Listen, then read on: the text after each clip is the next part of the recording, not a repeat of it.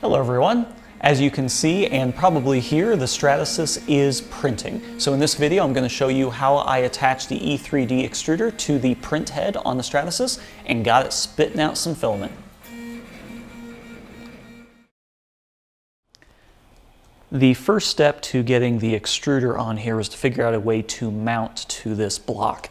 And if you watched any of the previous videos, you know that this really isn't all that traditional. It kind of has a weird overhang. And here's what the original print head looks like that I removed.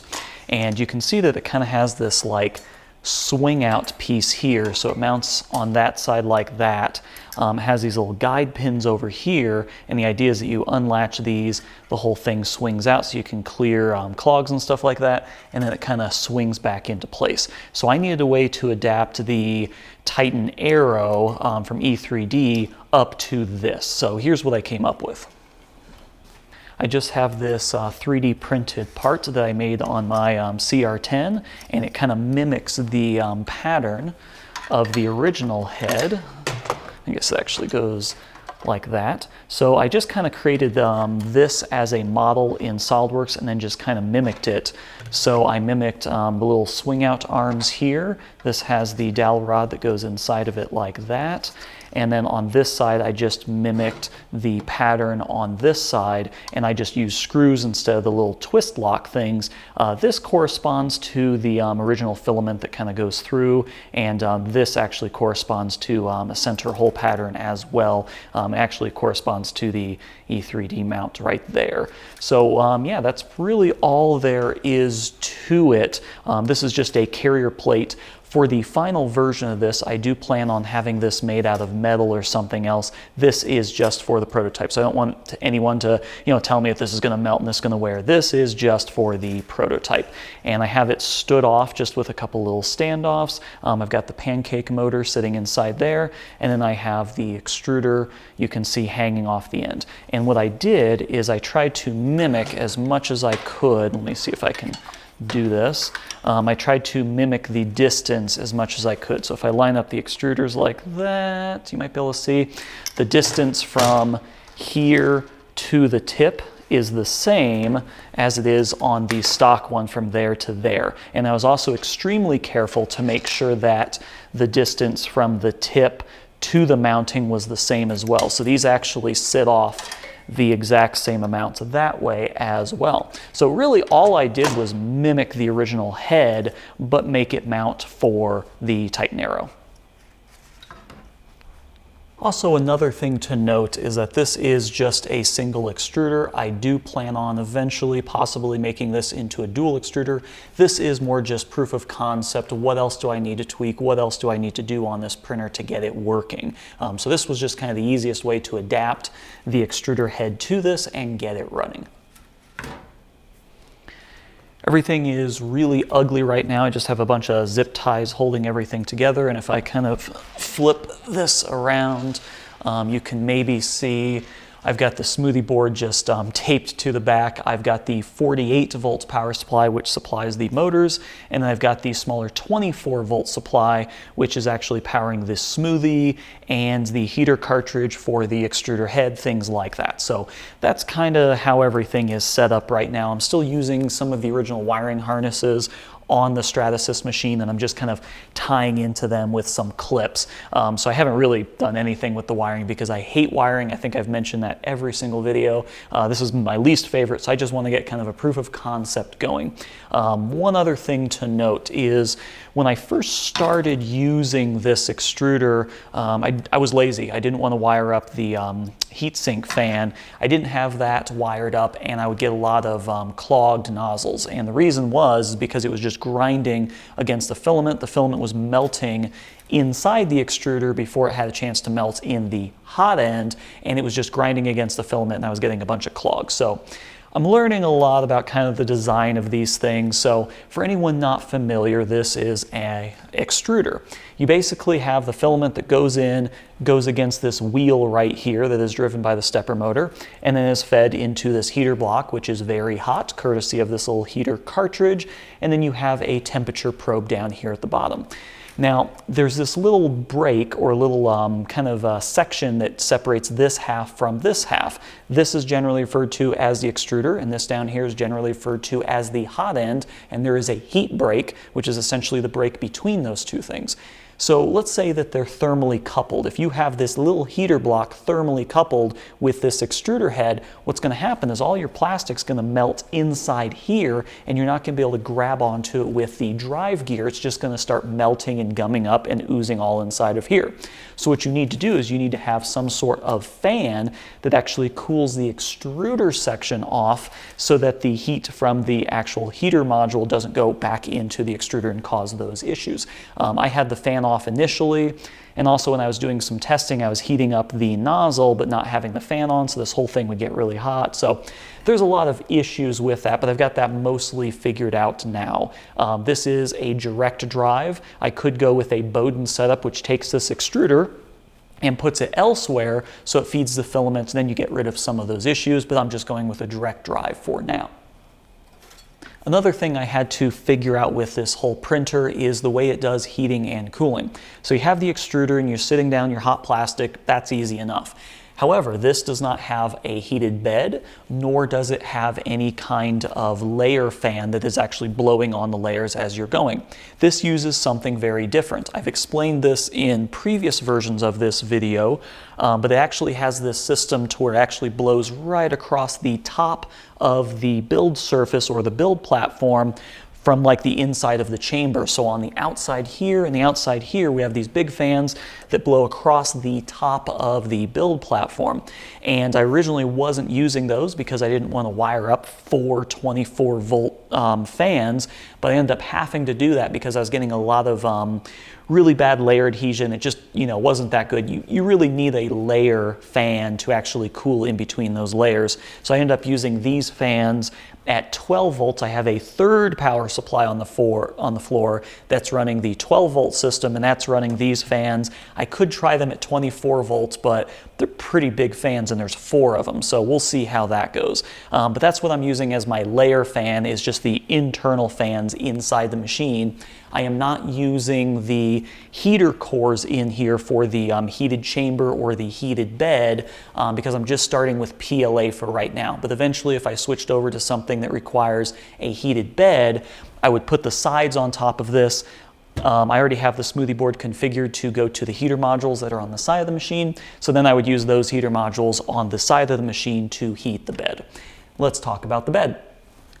The Stratasys Dimension uses these as build platforms. I think they call them modeling bases or model bases. They have these little fins on the side, and they just kind of slide and snap into the build platform. So I'll take this one out. You just undo this latch, undo that latch, and then it just kind of slides out like that. So the idea is that you would print on this piece and then you can kind of flex it a little bit. What's funny is this is like 20 years old, and this is now what we're just getting to with something like the Prusa i3 and things like that. This is really old, but they had it figured out a long time ago. So what I did is I took one of these modeling bases and I just double stuck. I applied tape to adhere a piece of glass. This is just I think it's like a 10 by 10 inch piece of glass, and I just have painter's tape on top of that, which works really simply and well for PLA. So I just kind of made my own little modeling base that I can just slide in here like that, and then lock it in place with the 2 little clips. So that's what I've been using for the base. The other thing that's interesting to note is if you look really closely, you can actually see there's a lot of scars and a lot of marks on here. You can probably see that I was doing a benchy, and there's a big nice scratch across this side right there. The issue that I was having was this glass makes it a little bit taller than it normally is, and even without the glass, this build platform down here can actually raise up higher than what the nozzle is. So, nozzles here, the build platform can go up over top of it and actually run into the nozzle.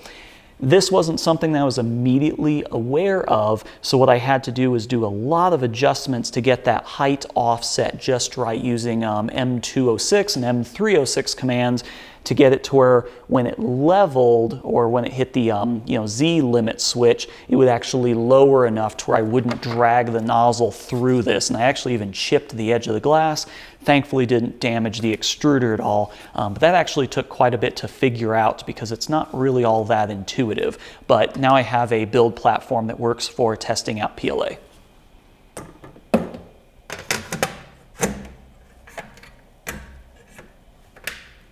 I assume everyone watching this video actually came here to see this thing print, so I'm going to reattach the head and then I'm going to run a print and show you what it does.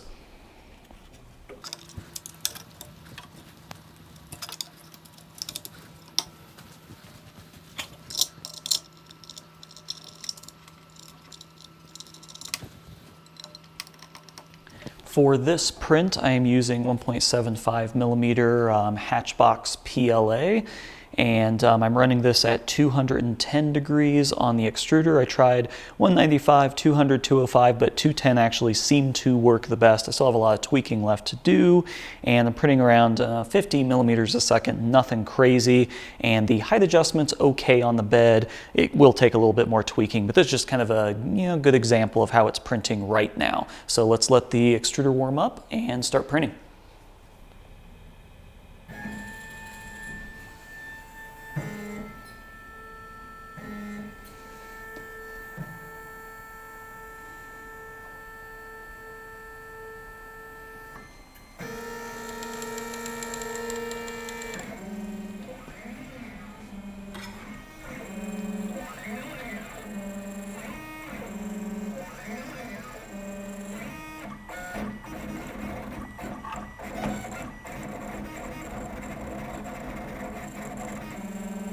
So here in front of me, I have 2 benchies and 3 of the 20 millimeter calibration cubes.